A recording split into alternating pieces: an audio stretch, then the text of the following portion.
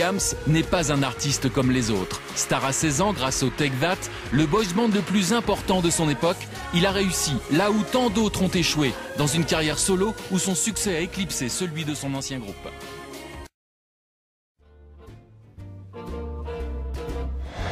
Robbie, de son vrai nom Robert Williams, est né le 13 février 1974 à Stoke-on-Trent, petite ville ouvrière du nord de l'Angleterre. C'est un garçon connu pour son sens de l'humour, un trait de caractère qu'il a hérité de son père. L'enfance de Robbie Williams, c'est une enfance dans le nord de l'Angleterre, dans une famille plutôt modeste, avec un père saltimbanque. Le mot, c'est vraiment saltimbanque. Le père de Robbie Williams, Peter Williams, fait des spectacles comiques sous le pseudonyme de Pete Conway. Il a connu sa petite heure de gloire au moment de la naissance de Robbie.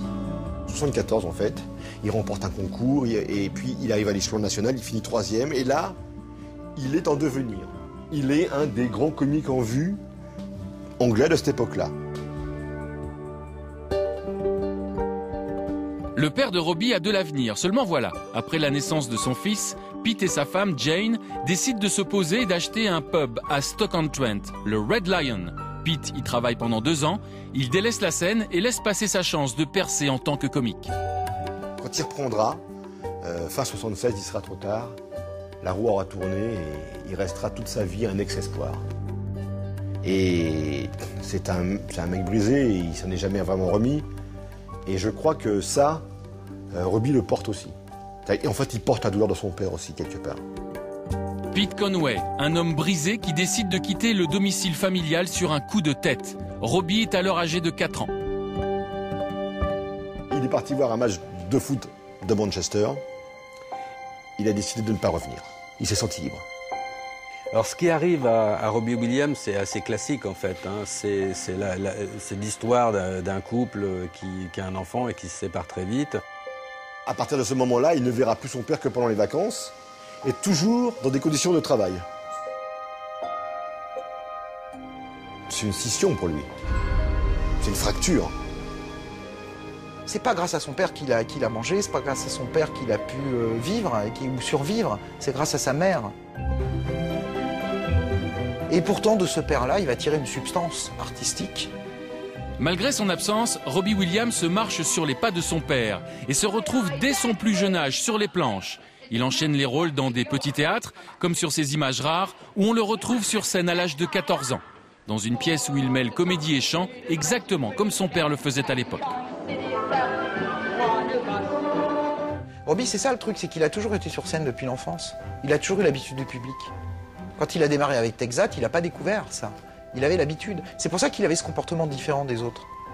La scène, il la connaissait, le public, le rapport avec les gens. Sauf que lui, il avait l'habitude de faire rire les gens, de les emmener avec des mots, avec des paroles. Donc dans Take That, quand on lui a dit tu la fermes, tu chantes et tu te tais, il a dit ah, très vite, il avait besoin de s'exprimer. Parce qu'il est comédien. Il est d'abord comédien. Et vous avez toujours su ce que vous vouliez faire? Non. Enfin, petit, je voulais être comédien. Et je le veux toujours d'ailleurs. Et j'ai fait beaucoup de théâtre plus jeune. Ma mère voulait que j'aille à l'université. Mais j'avais pas les qualifications. Et je savais qu'elle allait m'en vouloir. Alors j'ai passé plein d'auditions. Et l'une d'entre elles, c'était pour les Take That. Et après c'est parti. Aujourd'hui, le père de Robbie Williams est toujours sur scène. Il continue de faire des spectacles de music-hall.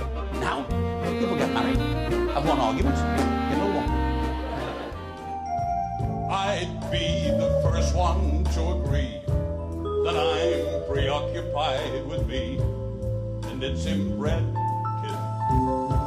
So keep your head. Et c'est en regardant les spectacles de son père que le jeune Robbie Williams va apprendre à jouer, chanter, à se mouvoir sur scène et à apprivoiser un public. Il est dans les coulisses tous les soirs pendant les vacances. Tous les soirs. Il est dans les coulisses et il voit son père au travail. Et puis des fois, il monte un peu aussi. Il va porter des trucs à son père sur scène, enfin, voilà. Il aime ça, il aime le contact du public. Pour moi, ce qui était fort, c'était de te voir attirer autant l'attention des gens. Ça a été très marquant. La manière dont tu montais sur scène, tout le monde se taisait et te regardait. Je ne sais pas si c'est ça qui m'a poussé à vouloir faire la même chose. Toi, c'est différent. Moi, je fais du stand-up. Non, pas vraiment. Moi, je demande aussi l'attention, mais ils sont pas obligés de me regarder. Et je me souviens de tous ces gens qui te regardaient. Et je me suis dit, je veux la même chose. J'ai envie de ça. Au niveau de ce qu'on appelle l'entertainment, il doit tout à son père. Il ne cherche qu'à imiter son père. Ses modèles, ses vrais héros, Dean Martin et Frank Sinatra sont ceux de son père. En octobre 2001, Robbie Williams donne un concert exceptionnel au Royal Albert Hall de Londres. Au menu, des reprises de Frank Sinatra et de Dean Martin. Il dévoile alors ses talents de crooner et d'acteur. Il en profite aussi pour prendre une revanche sur son père.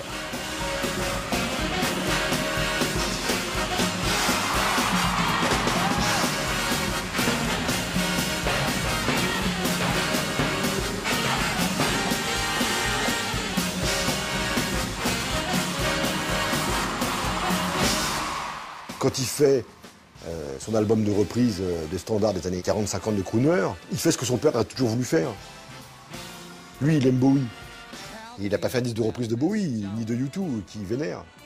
Il fait un disque de reprise de Sinatra et de Dean Martin.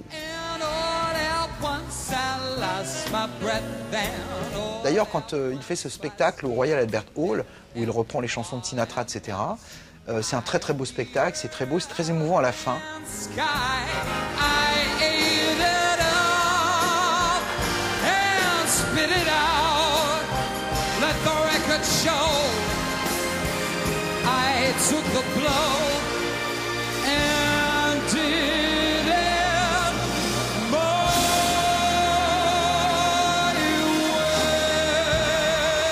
Il le dédie à sa mère, il va vers sa mère. This is your son singing, I love you.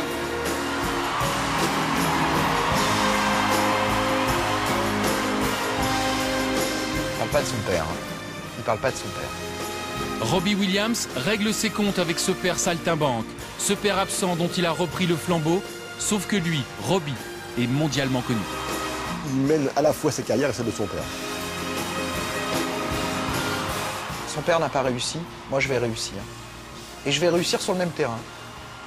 Sur le terrain de la comédie. Pour moi, c'est plus un comédien, Robbie, presque finalement qu'un chanteur.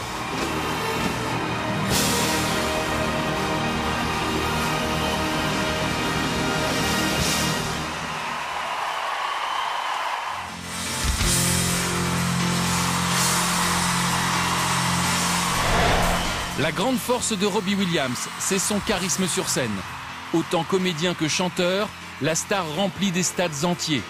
Et si autant de monde se déplace, c'est que Robbie Williams est sans doute l'une des plus grosses bêtes de scène de son époque. C'est une bête de scène. Quand il dit « Let me entertain you », oui, vas-y, quoi.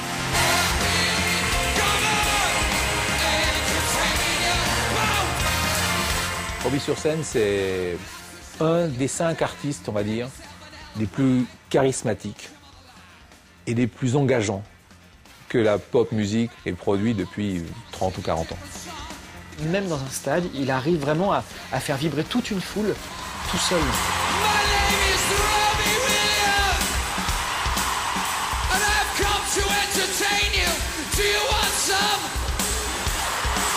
À des moments, on dirait une espèce de toréador. Il est là, il regarde la foule comme ça. Et ouais, il y a une vraie attitude.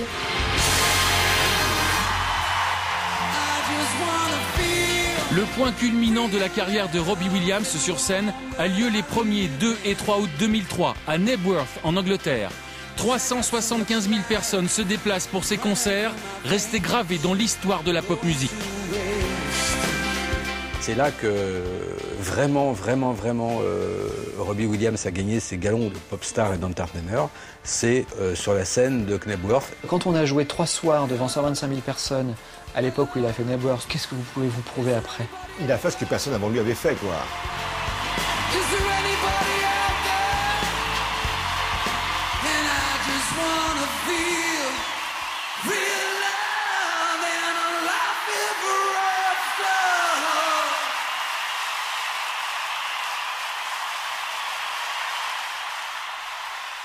Je suis un entertainer. C'est là où je suis le meilleur. Et c'est tout ce que j'ai d'ailleurs. Robbie Williams est devenu au fil des années l'un des meilleurs artistes live. Mais derrière cette aisance scénique, les blessures sont toujours là. Pour preuve, les étonnantes confessions que le chanteur a pu faire en marge de l'une de ses tournées en 2001. La définition de la folie, c'est de répéter tout le temps la même chose en espérant un résultat différent chaque fois. Et là, assis sur mon lit, je me rends compte que je vais encore aller sur scène ce soir et je vais pas aimer ça. Mais le public va pas s'en rendre compte. C'est de la comédie. Je me suis fabriqué un personnage. Il s'appelle Robbie. Il est spécial. Moi, tel que vous me voyez, je me sens incapable de monter sur scène. Robbie, lui, il peut le faire. C'est donc Robbie l'acteur, le showman, qui monte sur scène à la place de Robert Williams, qui lui reste un homme en proie au doute permanent. Il a au fond de lui une vraie douleur et il a cru, comme beaucoup, que la célébrité calmerait ça. Je me suis longtemps cru obligé de faire semblant d'être un autre, du genre rock'n'roll qui se fiche de tout. Puis je suis tombé dans la drogue et l'alcool, c'était encore une autre personnalité. Et puis un jour il faut décrocher et là, vous devez trouver qui vous êtes vraiment. Quand Robert Williams se fait tomber le masque de l'acteur sûr de lui et qu'il passe en revue ses différents titres interprétés sur scène, son jugement est plutôt sévère. La chanson All Before I Die, elle est nulle. Strong, elle est nulle aussi. Je déteste le refrain. She's the One. Oh, je la déteste celle-là. C'est pas la mienne. Et ainsi de suite. Alors je vais monter sur scène et je vais me détester. Quand il faisait des concerts, ces concerts étaient remplis. Il y avait des milliers de personnes qui étaient là, qui hurlaient pour lui, Mais finalement, il s'est dit, mais est-ce qu'ils viennent pour ma musique ou pour moi? Ils viennent pour moi. Je crois qu'il a eu conscience qu'il a toujours été lui-même plus important que ses propres disques. Même si Robbie Williams semble avoir des doutes sur la qualité de ses disques, une chose est sûre, ils se vendent. En 2002, il a déjà écoulé plus de 20 millions d'exemplaires. Sa personnalité fascine et ses concerts font un carton. En 2002, la maison de disques EMI décide de renouveler le contrat de sa poule aux œufs d'or pour un montant historique de 120 millions d'euros. Et Robbie... C'est un parcours idéal parce qu'il ne se fait aucune illusion sur l'avenir. Et il se remet en cause. L'avenir, justement. Que va faire Robbie Williams quand il se sera à nouveau lassé de ses anciens camarades? La scène, nul ne doute qu'il y sera encore pour longtemps. C'est là où Robert Williams, le comédien, endosse le costume de Robbie Williams, l'idole survitaminée qui fait danser des stades entiers. Je pense que Robbie, si Dieu lui prête vie et qu'il a, je touche du bois, que tout va bien pour lui et qu'il est heureux dans sa vie, je pense que c'est quelqu'un, à 75 ans, il sera encore sur scène.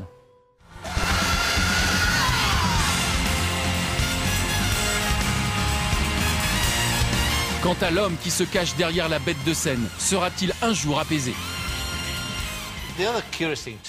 Si on regarde votre carrière de plus près, vous avez eu beaucoup de succès, tout va bien, et pourtant, vous n'avez pas l'air heureux. Ouais, je sais pas ce que c'est. Évidemment, personnellement, j'ai eu beaucoup de succès. Mais j'ai jamais pensé le mériter. Alors, j'ai tout saboté. Mais pourquoi avez-vous voulu tout saboter? Je suis comme ça, mais je fais des efforts. Le bonheur viendra peut-être le jour où Robbie Williams sera vraiment fier de ses chansons.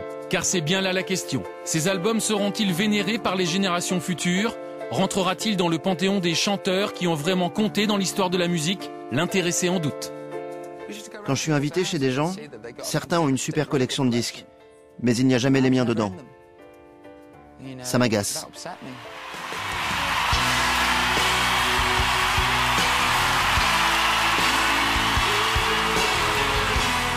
Loin de ce qu'il donne à voir en surface, Robbie Williams reste un homme complexe, voire indéchiffrable. Mais l'artiste, lui, a conquis des millions de fans avec un talent incontestable.